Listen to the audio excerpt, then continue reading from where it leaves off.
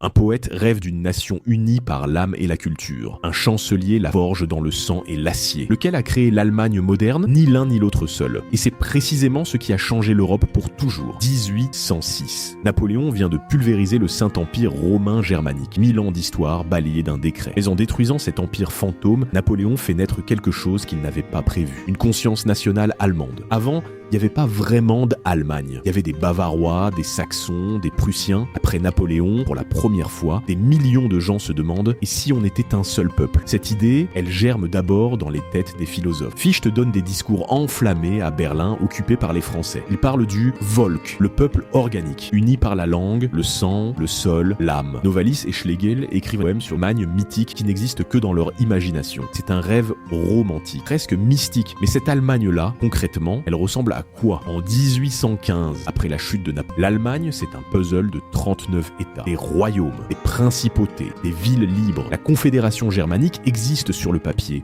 mais elle a zéro pouvoir réel. Chaque roi veut garder son trône. Personne veut céder sa souveraineté. Le rêve des poètes reste coincé dans les livres. Jusqu'à ce qu'un homme comprenne quelque chose de brutal.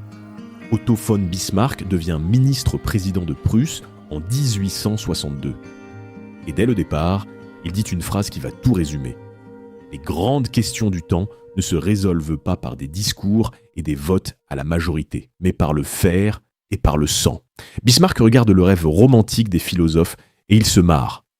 L'unité par la culture, l'âme du peuple, les discours enflammés, des conneries. Ce qui crée une nation, selon lui, c'est la force militaire.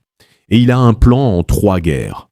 Première guerre, 1864, contre le Danemark. La Prusse et l'Autriche écrasent les Danois ensemble. Bismarck récupère 2 duchés au nord. Victoire rapide, propre. Le nationalisme allemand s'enflamme. Les gens commencent à croire. Deuxième guerre, 1866, contre l'Autriche. Attends, l'Autriche? Mais c'était l'allié 2 ans avant? Exactement.